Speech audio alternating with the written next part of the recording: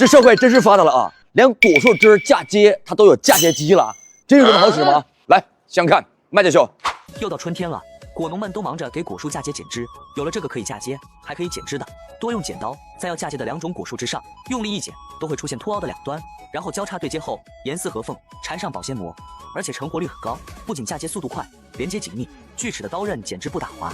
用这玩意儿嫁接，它真的方便吗？来，是不同款嫁接机我买回来了啊，一共花了我29.9，花钱的坑，我现在真的好用，您再买来打开看看。我买的是带3卷这个缠带啊，胶带。来，这是它这个，是不是跟那个修指剪子差不太多啊？打开看看。啊，有个卡扣。这头一回见这玩意儿啊，来研究一下吧，要不然咱没用过啊，试试看到底怎么回事。这会儿咱们刚刚研究一下啊，其实也挺简单啊，然后送了2个配件啊，配件先放一边啊。然后刚刚咱们也自己单独的试了一下啊，最粗啊也就这么粗了。它商家告诉我说是0.3到0.8的这么粗枝，硬枝还不行，你也搞不动啊。像这个还勉强能行。来，接下来咱们做个嫁接试验吧。我把那边的剪个枝，再从嫁接这边来试试，试试吧。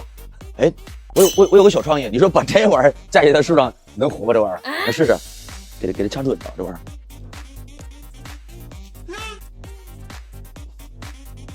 哎呀哈，哎呀哈 ，OK， 中的啊，卡到里边去了，再剪个母的，这他妈要以后长出来，这有落下花了都。哎，这个粗细差不多是吧？来，咱就搞它，这玩意儿也得绞准啊，别剪偏了。哎嘿，下来了，嘿，正好啊，你看他俩一公一母，进去，你做错了啥？跑这上面来了，咱给嫁接粘上啊，一会儿给你缠上啊。这个活儿，这是个技术活儿啊，老弟们别喷我啊！每个行业都得值得尊重。这嫁接咱是不会干，你别小瞧这玩意儿。哼。OK 了啊，这缠得很牢固了啊！你说这一会儿不闹笑话吗？这到底谁出轨这是啊？看看后期效果吧啊！今天多少号？今天是我看看，这是2月26号下午4点多啊。如果没活也不怪他啊。今天咱们测的不是嫁接技术。咱们测的是这个嫁接工具，是不是啊？整体来说啊，如果说这个枝儿不是特别粗，就像刚刚那个在1公分0.8左右这个枝儿没问题，但是太细的枝儿它也不好弄啊。咱试个粗的吧，剪一剪看是能不能剪着。来，咱们看这个，这是没用的树啊，这个枝相对的粗啊，得达到1公分2左右了。看挑战一下，看能不能行。OK，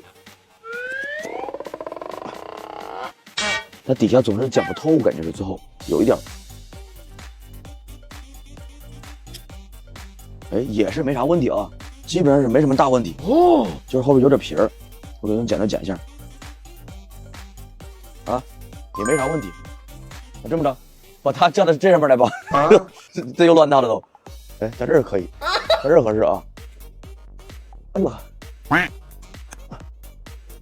太硬还不行啊。哎，下来了，这是乱搞，这是。就是纯吃饱撑的，没事给自己找事干去。你别笑。